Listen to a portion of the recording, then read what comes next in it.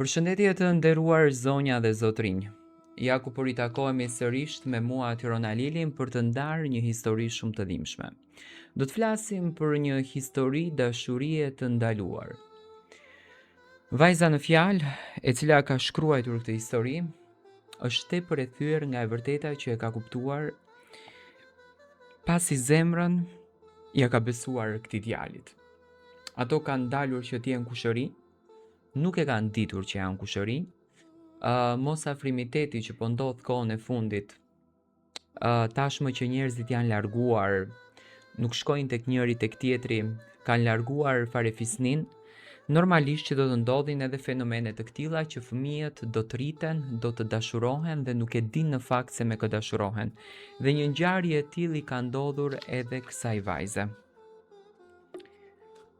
Ka dashuri që vijnë si bekim dhe ka dashuri që vijnë si provë. Por ka edhe dashuri që vijnë në fakt si dënim, pa e ditur se çfarë ty po bën. Unë nuk e kërkova këtë histori, nuk e zgjodha, nuk e planifikova. Ajo ndodhi ngadalë, në heshtje, si një zjarr që fillon nga një shkëndije e vogël dhe përfundon duke djegur gjithçka. Në atë kohë isha shumë e lodhur nga njerëzit, nga gënjeshtrat, nga lidhjet e thyera. Kisha mësuar të ruaja zemrën time, ta mbaja të mbyllur, të mos të besoja lehtë. Dhe pikërisht atëherë, kur mendova se nuk do të dashuroja më, ai person hyri në jetën time. Nuk erdhi me premtime të mëdha. Erdhi thjesht si një njeri, me fjalë të buta, me durim, me respekt. Dhe pa e kuptuar, zemra ime filloi që të dorëzohej. Fillimisht ishim vetëm 2 njerëz që flisnim, biseda të gjata, ndonjëherë deri në orët e para të mëngjesit. Flisnim për gjithçka, për jetën, për dhimbjet, fëmijërinë, ëndrat që nuk i kishim treguar askujt.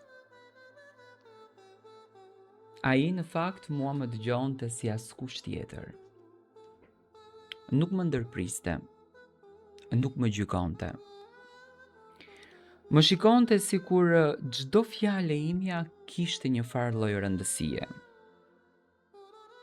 Dhe unë në atë mes fillova që të ndjesha e sigurt. Në çdo takim, brenda meje, lidhej ai edhe më fort. Kur qeshte, më dukej sikur drita mbushte krejt dhomën. Kur heshte, e ndjeja peshën e mendimeve të tij. Kur më prekte me dorë, më dridhej i tërë shpirti. Dashuria nuk erdhi me një herë, erdhi ngadalë, ditë pas dite, derisa një ditë u zgjova dhe kuptova se ai ishte bërë pjesë e frymëmarrjes time. E doja pa kushte, e doja pa frikën, pa menduar për nesër, jetoja vetëm me të. E doja me gjithë plagët që unë kisha, me gjithë frikën se mos humbisja sërish. Ai më donte gjithashtu, e ndjeja në mënyrën se si më shikonte, si më mbante dorën, si më fliste me zë të ulët, sikur bota të mos të ekzistonte rreth nesh. Flisnim për të ardhmen, jo hapur, jo me plane konkrete, por me ëndra të vogla. Një shtëpi e qetë, një jetë e thjesht, një dashuri që në fakt zgjat shumë. Nuk kishte asnjë gjë të gabuar, as një gjë që në fakt na paralajmëronte, as një shenjë që po ecnim drejt një humnere. Por gjithçka filloi dhe ndryshoi me një fjalë të thjeshtë. Një emër që në fakt u përmend rastësisht. Një mbiemër që tingëlloi i njohur, një detaj familjar që në thelb nuk përputhej. Në fillim nuk i dash rëndësi, mendova se ishte rastësi, por mendja ime nuk më la të qetë. Fillova të kthehem pas në bisedat tona, në historitë e fëmijërisë që ne të dy kishim treguar. Disa pjesë filluan të lidhen dhe ajo lidhje më trëmbi. E pyeta me zë të dridhur dhe ai u hutua. Qeshi nervozisht. Tha se ndoshta ishte një ngatërim, por edhe ai në sytë e tij kishte një lloj frike. E vërteta nuk erdhi me njëherë. Erdhi si një goditje nga dalt. Pyetje këtu, telefonata atje, njerëz të vjetër që u kujtuan pas vitesh. Dhe pastaj një ditë nuk kishte më dyshime. Ne ishim kushërinj. Kur e dëgjova këtë fjalë më dukej sikur ajri u zhduk.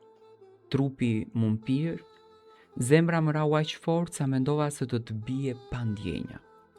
Ai ishte aty, më shikonte, qante, nuk fliste, nuk kishte se çfarë të thoshte. Dashuria jo nuk thye në mëkat pa e zgjidhur, në faj pa qëllim, në dhimbje pa shërim. Folëm gjatë atë natë, qamu, lutëm, u përpoqëm të gjenim një justifikim, një rrugdalje, një mënyrë për të mos u ndarë. Por nuk kishte. Traditat, morali, gjaku, gjithçka ishte kundër nesh. Dhe më e rënda ishte ndërgjegja jonë. E dija që nuk do të mund ta vazhdonim. Ai e dinte dhe kjo e bënte dhimbjen edhe më të rëndë. U ndam pas skena, pa fjalë të mëdha, vetëm një përqafim i fundit aq i fortë sa më dukej sikur po ndahem nga jeta vet. Nuk e putha, nuk guxova në fakt. Lotët më ranë në gjoks të tij dhe aty mbetën. Ditët u kthyen në net pa gjumë, netët në mëngjese pa shpresë. Çdo gjë më dukej bosh. Nuk mund të ta tregoja këtë histori, nuk mund ta flisja me askënd, ishte një dhimbje që duhej ta mbaja vetëm unë. Sot jam gjallë, jetoj, punoj, buzëqesh, por brenda meje ka një dhomë të mbyllur, ku jeton ende ajo dashuri që nuk duhej të ndodhte kurrë. Nuk kërkoj falje, nuk kërkoj justifikim, kërkoj vetëm të kuptohet se jo çdo dashuri është zgjidhje. Disa dashuri janë fati verbër dhe disa fate janë dënimet e heshtura. Kjo është dashuria dhe historia e kësaj vajze, një histori tepër e dhimbshme që me lot në syre fen të merin që ka kaluar.